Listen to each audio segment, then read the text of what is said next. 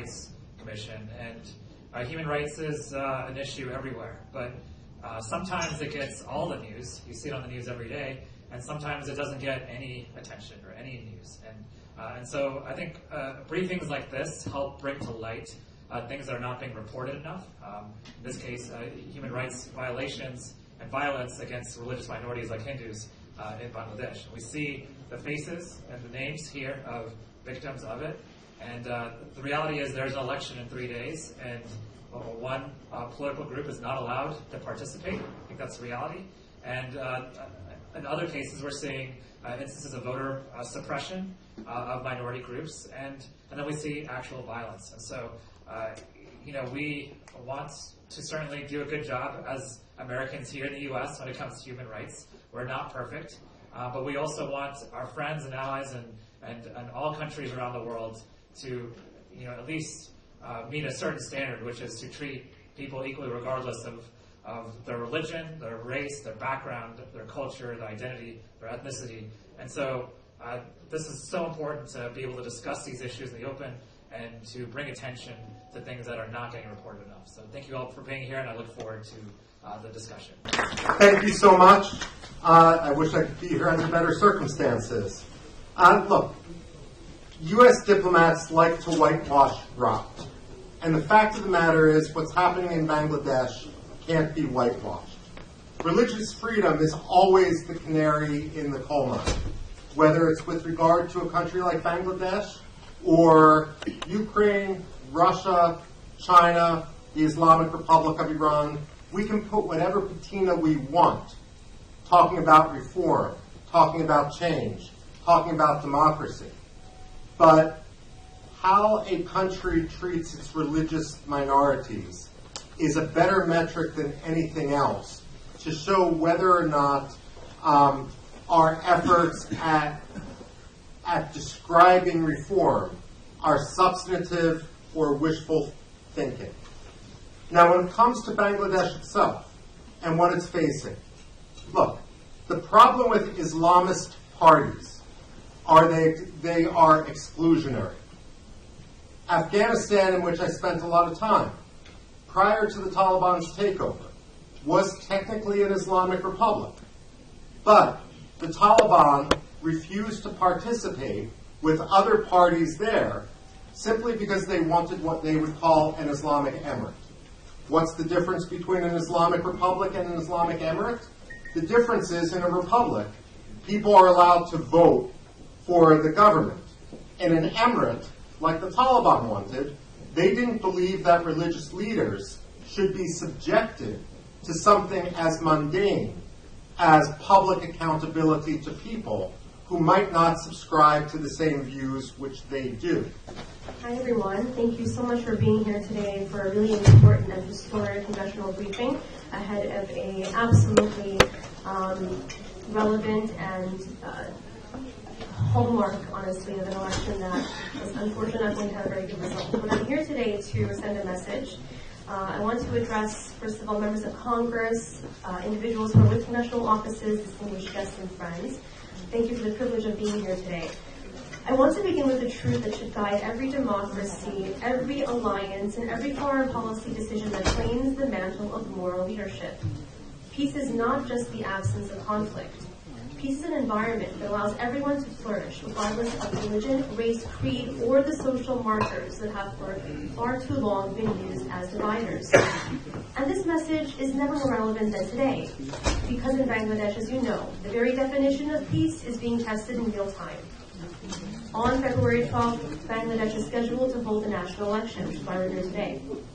But elections are not just dates on a calendar. They are a measure of whether a state protects its citizens equally, whether law defeats rumor, and whether ballots replace mobs, as we saw, of course, with the lynching of the Hindus recently in Bangladesh. Thank you, Paru, for your kind introduction. Let me be corrected. I'm not a professor. Yes, I do have a designation of the assistant professor at Downstate University Health Science Center. By profession, I'm a CIO. That's what I do best. But other than that, I'm here with you every once in a while to advocate for the marginalized community. Well, first of all, let me thank the Congress member, those who has raised the issue recently on the floor of the Congress. Firstly, Congressman Tom Suozzi. Last week, here in the Congress, we have celebrated the World Religious Freedom Week. And that week, Congressman Suozzi had recognized the challenges that our Bangladeshi community are facing. And along with that, I also want to thank our co-chairman, Congressman Greg Meeks, Bill Hanger, and Julie Johnson, and Sidney Doe. They both have written a letter to the Secretary of the State and to Dr. Yunus of what is happening in Bangladesh. It is not acceptable. They also demand a hearing. And hopefully a hearing will take place soon. Great. Thank you. But let me thank CoHNA and Hindu Action for bringing us together for these congressional hearings. I also want to thank Utsav Chakraborty for his leadership. And also wanted to thank the New York delegation, those who took time off today to be here and to stand with 20 million marginalized Hindus in Bangladesh. I want to thank you for your tenacity and your belief in standing up for justice. Friends, I also stand here before you as a son of survivor from 1992 violence. Bangladesh has been systematically experiencing these atrocities. From 29%, 19%, 9%, you have heard all the statistics. Today, we have merely a 9%. In the last 54 years, Bangladesh has lost 50 million Hindus. 50 million Hindus. My name's Tom Barrett. I come from Michigan's 7th Congressional District, which is kind of the Lansing area, middle of the state of Michigan. And we have such a important community of Indians in Michigan that I have really built a relationship with, and I'm proud to be friends with. Some of whom may be familiar to many of you in this room, and I can't tell you how much we appreciate the partnership of all of you as we look to really carry out the best that we can through Americans' foreign policy to make sure that we're enriching the livelihoods of others across the world. Prior to coming to Congress, I spent 22 years in the United States Army, and really that time that I spent was centered around America's war on terror and the efforts that we undertook throughout the world to really make Americans more safe and to really deter Islamic terrorism in particular from confronting Americans and others around the world. And I know that work is still yet unresolved in its full capacity. And while the technical war on terror, Iraq and Afghanistan in particular, war fronts have really wound down, it doesn't mean that the effects of terrorism have completely evaporated around the world. And I know many of you are seeing the effects of that still. And I know that's a big reason why you're here today.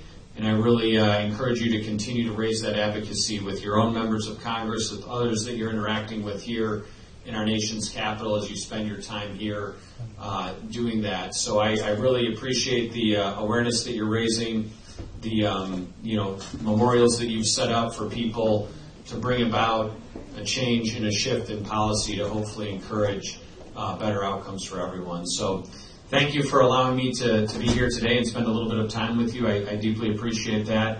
And I wish you success in your efforts this week. How long are you all in town for? Well, I'm local, so. Okay, well, you're here always then. I imagine most of you probably came from other places and everything. From New York. Okay, from New York, yeah. That's so definitely as you spend some time here in our nation's capital, I really encourage you to talk to your members of Congress from New York or any other state that you're coming from to really raise this advocacy, because we've got so many things that we look at that it is hard to really become an expert on every single thing. And it really takes people from our districts coming to visit to share their experience with us to help us make the best decisions that we can. So thank you again for allowing me to be with you today. Thank you, everybody, for your patience and all of your testimonies that really spoke to what's going on in Bangladesh. Thank you all. But our future is our young people. I have a bunch of young students and young professionals here. Some of them came all the way from New York City because they are Bangladeshi Hindu-American young people, and they wanted to be here. So let me welcome first Ritvik Hari. He is a CoHNA policy intern at George Mason University. He is also a program manager for our Bangladesh campaign. By the way, I am on the board of CoHNA. I'm going to invite 4 young students from the Bangladeshi Hindu community in New York. We have Pooja Devi, we have Sasmita Vishwas, Sayan Sheikh, and Pramit Acharji. Before I hand the microphone to Ritvik, and each of the others also will speak a minute, I want to call out 2 young people here who traveled a long way to join us here and just be here as young people. We have Ahimsa Yukta, who came all the way from Texas. She's a graduate from HinduAction-backed. Now she's going to be a policy fellow at CoHNA.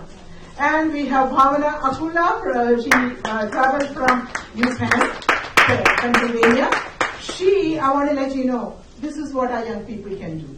2024, after the regime change and the violence that we all saw, she didn't know much about Bangladesh because she's an American. She single-handedly got a grant from UPenn, organized a conference on Bangladesh with Bangladeshi experts. We want more students to show the same motivation. So thank you for welcoming them.